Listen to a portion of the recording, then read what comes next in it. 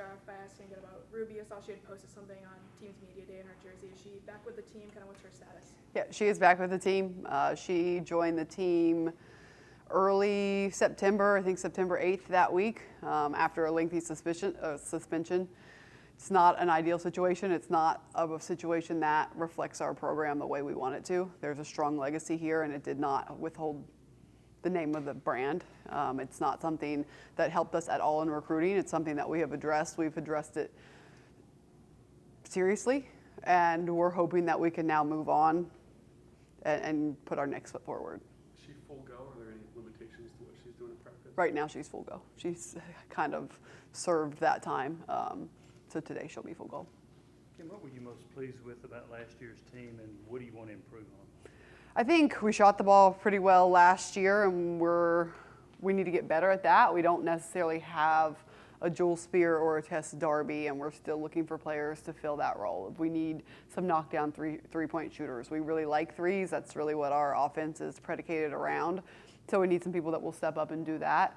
I think we're a little more athletic this year than last year. I loved the players we had on the team. They had great buy-in. They played hard. They were competitors. And I just hope that we can build upon that. You shot 32.5% on threes a year ago. Is there a number you would like to reach? We want to be around 34. We just want to make sure that we're taking good shots. What do you think is resonating with recruits, whether that's high school or transfer portal, that they are picking your program and want to play here? I think we're getting recruits that see what we're building and want to be a part of what we're building. It's a great opportunity to be a part of a class that helps the program get back on the national scene. And that's really what we're selling is maybe I don't have the tenure that some of the other SEC coaches or some of the other coaches that they're going on these visits have, but if they want to be a great player on a team that is still establishing themselves and we're still establishing what we are trying to do, they can go, we're recruiting the top kids in the country. And so they could go to another program and be another good player on a great team, or they could come here and they could be the face of something, the start of something. And that's really our pitch. I think if you get recruits here on a football game day or weekend, I think that kind of sells itself. I think anytime we walk around and families see that Knoxville bleeds orange, there's a lot here that speaks for itself on our visits. Along those lines, would you rather build your program with incoming high school recruits or the transfer portal, or do you see it as a combination of the two? I see a combination of the two. We had a significant loss last year. I think it was around 8. I don't know the exact number, around 8, and then maybe it was 7, and then we'll be around the same big classes that are leaving. And so you can't do that with all freshmen, and you certainly can't do that with all transfer portal. I've loved the freshmen that we have. I've really enjoyed coaching them, so I think you get a mix. And what we try to do is we don't recruit backups at freshmen. We recruit freshmen to come and help us play right away, and we have those conversations. If we sign you, we expect for you to be on the floor and be ready to go. And if we miss on those, then we'll try to fill those spots in the transfer portal. What are some of the things you want to see in this group through the first couple weeks of official preseason practice? You know, it's interesting because we've been practicing. It's just a heavier load, longer practices. So I really want to see us attack every single day with a sense of urgency. I know our practices will we'll lose a little bit of our endurance and focus, probably the extra hour and 15 that we're going now, but just making sure that they have a sense of urgency, that they are coming in every day ready to practice. They are taking minutes or time during practice to regroup, stay focused, and not just trying to get through practice. What have you seen from your point guard group? Obviously, Samara was a huge piece of the team last year.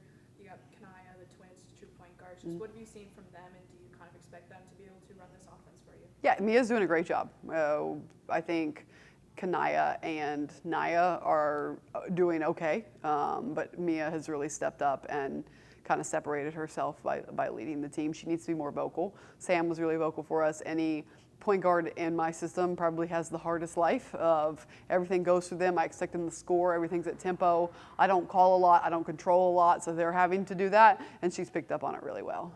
How much is her ability to play in transition? Now she's talked about in the past how much she loves to push the pace, get out in transition. How much is that going to benefit this team, and how much has that maybe played into her kind of separating herself a little Yeah, she's made to play this way. That definitely helps. She passes the ball well. She's leading us in the assist to turnover ratio. So she's finding the right people. People like to play with her. She's shooting really high percentage shots, so she's not taking bad shots.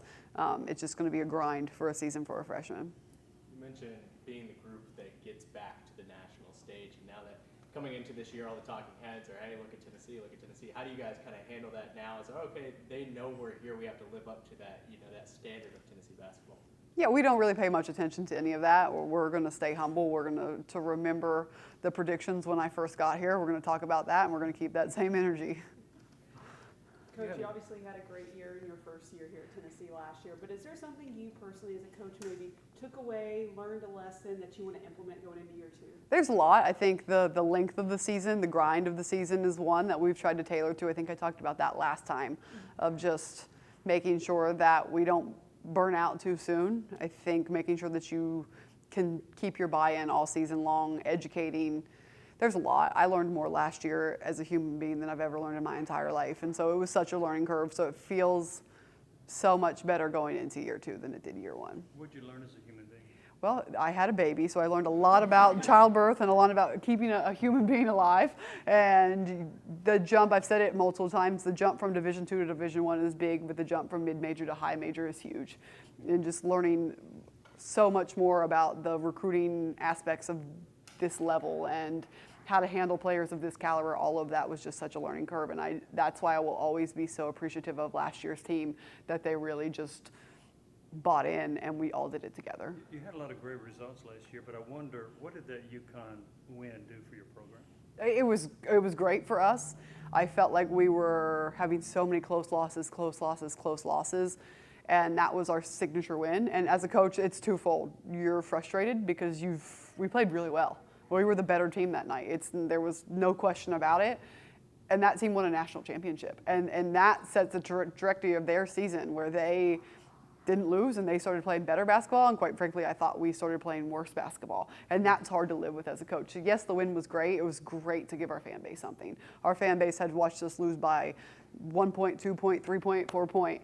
They had been in the seats. They had been cheering for us. And to give them that moment, I think, was such a great thing. That and making it to the Sweet 16 was great to do for our fan base. But as a coach, you're just a little bit frustrated because you know we had it. You said last time we talked to you that you have a lot of athletes who are really good on both ends of the floor. Have you seen that start to pay off with the early signs of your press? And do you kind of think maybe this team can maybe run that more consistently or maybe do different things with the players you have? It's a great question. Our press, they're picking it up way easier. We're having to repeat ourselves less. They're understanding things. Last year, we had to tell our team to go, do more, do more. This team is already aggressive. This team already flies around. They already have that athleticism to put them in spots just more naturally, but we're still not right now getting steals the way I would like to get steals. Coach, in August, you touched on your desire for your players to carve out more defined roles and become obsessed with those roles. What sort of progress have you seen on that front? Yeah, we're really working on that. We're getting ready to watch film right after this of shot selection and play to your strengths, and we have it all documented. So we're getting there. We're getting to the point of games are around the corner. They're going to be here before we know it, and making sure that people don't, when that jump ball goes up and the popcorn is popping, that people don't try to play outside of their role. When you did decide to reinstate Ruby, I guess first what went into that decision, and then second, I'm assuming you guys had a conversation about expectations on and off the court. How did that kind of go too? Yeah, it was a difficult process.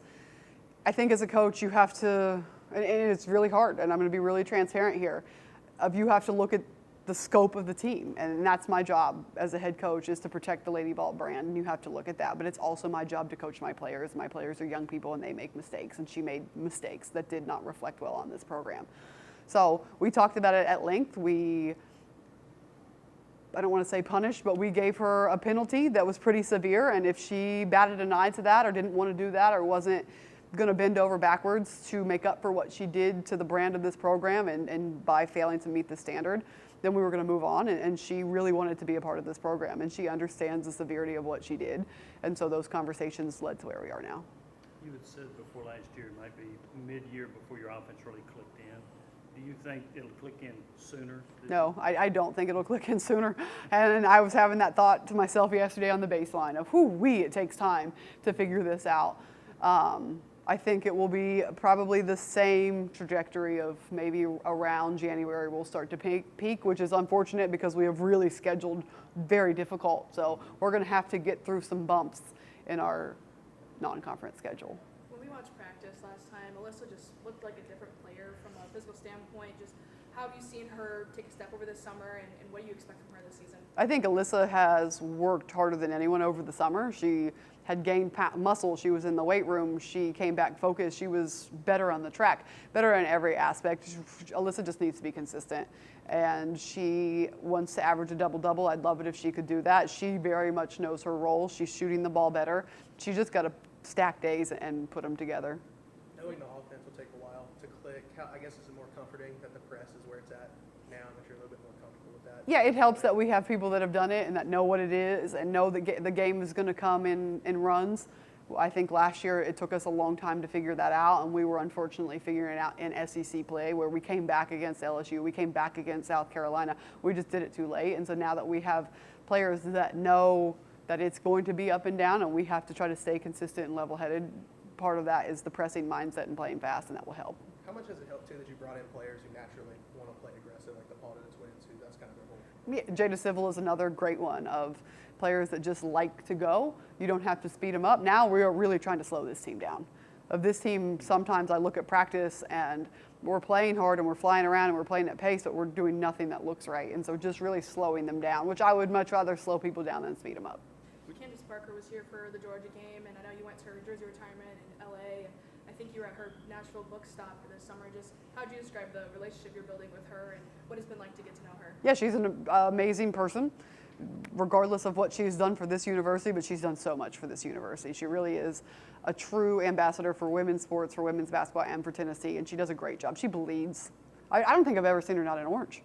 And she bleeds Tennessee, and so anytime I can ever help her in any way, I would love to do that just because what she's done for this program, again, and this university.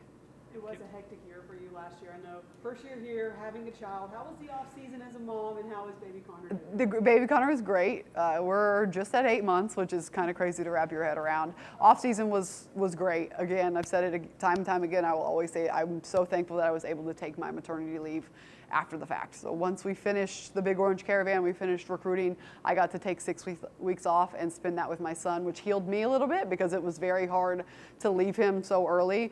And so to be able to spend that time with him healed me, and I didn't even know I needed to be healed, to be honest. And then I could come back 100% ready when the girls returned in June.